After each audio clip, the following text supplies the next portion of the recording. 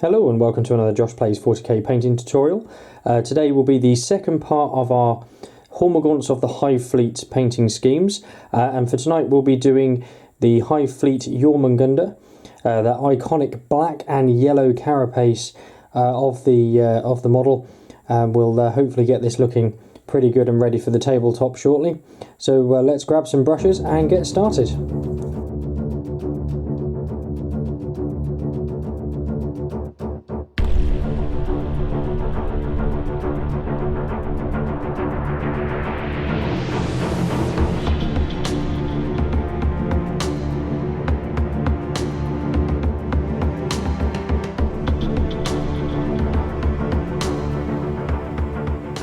So as you'll see here, I've primed the model in Chaos Black, and then I've just gone over the top of that with Abaddon Black, just so that you can have nice consistent tones as we go through.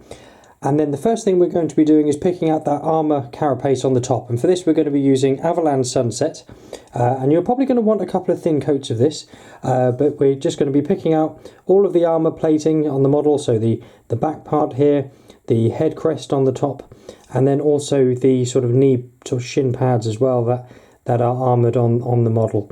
So pick those out, do take your time. If you make any mistakes, then just go back over the skin with Abaddon Black, and then we can move on to the next stage. Once you're happy with that Avalanche Sunset, we can then move on to blocking in the next colours, which will be Mephiston Red to start with, and this is for all the claws, the talons at the front, any little claws like this and sort of fingered claws there, as well as the hoofs on the bottom, and any claws on the back of the feet there as well. So work your way around. You're probably going to want 2 coats of this as well, just to give a nice smooth finish over the top of that Abaddon Black. But again, if you do make any mistakes, just neaten up with Abaddon Black before moving on. Once you're happy with that Mephiston Red, we're going to move on to blocking in some of the details in the mouth. And for this we're going to be using Screaming Skull. And this is just to sort of prime the teeth and sort of gum areas ready for the shading. So again, obviously do take your time, so just work your way around the mouth.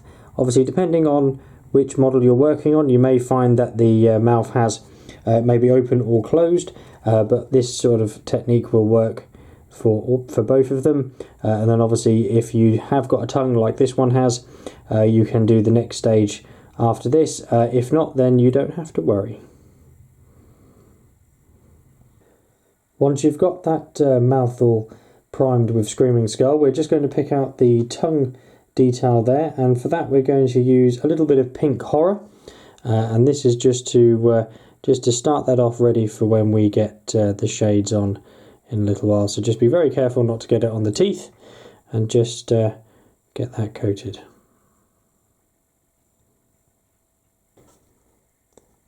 So now that we've got those base coats applied, we're going to move on to some shading, and first of all we're going to apply the first shade of the yellow carapace, and for this we're going to use a mix of iodine yellow and contrast medium, and this is a 1-to-1 mixture, and we are just going to coat it all over the top of the yellow. Doesn't need to be too heavy, but just to obviously allow it to sit in the recesses and provide us with some good shades.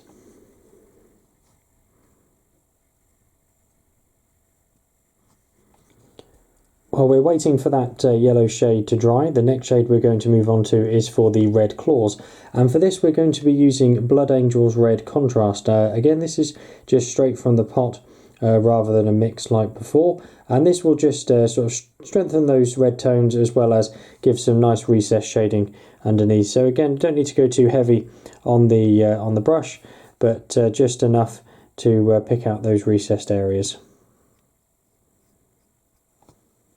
And then the next shade that we're going to put on while we wait for those other 2 to dry is Skeleton Horde around the mouth, and again this is just straight from the pot. And we're going to be picking out those teeth and sort of gum areas on the model. Obviously do try not to get it onto the pink part of the tongue if you can. And we're just going to pick out the recesses around the teeth. Once those first three shades are dry, we are going to apply a couple more shades now, slightly less volume than before, but the first of all is going to be Magos Purple, and this is just for the tongue, so just simply run brush along the top, just to sort of give that a little more extra detailing and colouring. The next shade we're going to do is Fugan Orange, and this is again just for the yellow carapace on the top. And instead of applying this all over like before, we are going to be simply looking at the recessed areas on the model, so particularly sort of underneath the joints of the pads, just sort of letting it roll into those recesses just to make those stand out, be a little bit darker than they were before. So take your time, work your way around each of the panels, including obviously the knees and also the head crest as well, and let that dry, and we'll move on to the next step. Once you've applied all those shades, we're going to start moving on to highlighting, and the first highlight we're going to do is on the skin, and for this we're going to be using Dark Reaper, and this is to pick out sort of any sort of highlights and edges that you want to be a bit more prominent on the model, so sort of any sort of tops of the muscles where they're coming across, and maybe around the edges where the sort of skin breaks open for the interior vents, just to sort of pick out around the edges of those to so they stand out more. But work your way around the model and pick out any sort of sharp edges and parts that you want to stand out, and then we can move on to the next highlight.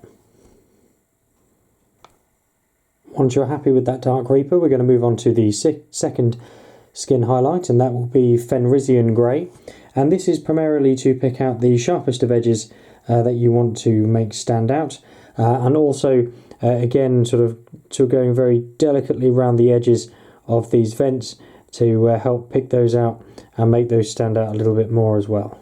So again, work your way around the model and then move on to the next step once you're happy. One thing not to forget also is to pick out the rib cage underneath, as you will be able to see some of that from the tabletop, and just sort of gently go around the edges of each of the recesses, just sort of making those stand out a little bit further as well. Once you're happy with that skin highlight, we're going to move on to highlighting the red claws and talons at the front, and for this we're going to start off with Wild Rider Red, and very much similar to before, we are just going to be picking out the sharpest highlights and edges of the model. So for example, the edges of these claws here, just sort of running your brush along the edge of it, and also picking out the tips of any sort of smaller claws and edges of these ones that stick out from the backs of the legs here as well. So work your way around, obviously not forgetting the hoofs as well, and once you're happy with that first highlight, we can move on to the second. And then next, once you're happy with that Wild Rider Red, we're going to finish off the talons and the claws with a final and very small highlight of Firebright Dragon, and this is just for the very tips of each of those claw areas, just to make those stand out a little bit further. Once you're happy with those red claws, we're going to move on to highlighting the yellow carapace on the top, and for this we are going to be using Flashgit Yellow, and we're going to be using this in a sort of feathering technique. So we're just going to be starting off at the sort of picking a panel, and then very fine point to the brush, and very gently drawing sort of straight lines down the panelling to sort of create a bit of a feathering technique. So do take your time, work your way around the model, and then once you're happy with that, we can add the final highlights to the teeth, the tongue and the eyes. Once you're happy with that yellow, we're going to start off by highlighting the tongue, and for this we're going to be using Emperor's Children, and just need a little bit on the brush, and we're just going to pick out the very sort of edges and tip of the tongue, just to make those stand out above the teeth. And then for the teeth themselves, we're going to go back to Screaming Skull, and we are going to just layer over the tops of the individual teeth, just to make those stand out over the top of the shade that we applied earlier. So do take your time and just pick out the individual teeth and make them stand out a lot brighter. And then sticking with that Screaming Skull, we're just going to very gently layer into the eye sockets, ready for putting a nice red glow in there shortly. And then with that Screaming Skull applied to the eye sockets, we're going to go back to our Blood Angels red and just gently drop that into the socket to give us a nice red eye. And there we have a finished Hormagaunt in the Jormungandr colour scheme, and we can now move on to basing the miniature in whichever way you feel fit for your army. And I hope you've enjoyed this video. If you have any questions at all, just drop them into the comments below. But otherwise, please leave a like and subscribe for more content, and we'll see you in the next one. Thank you. Bye.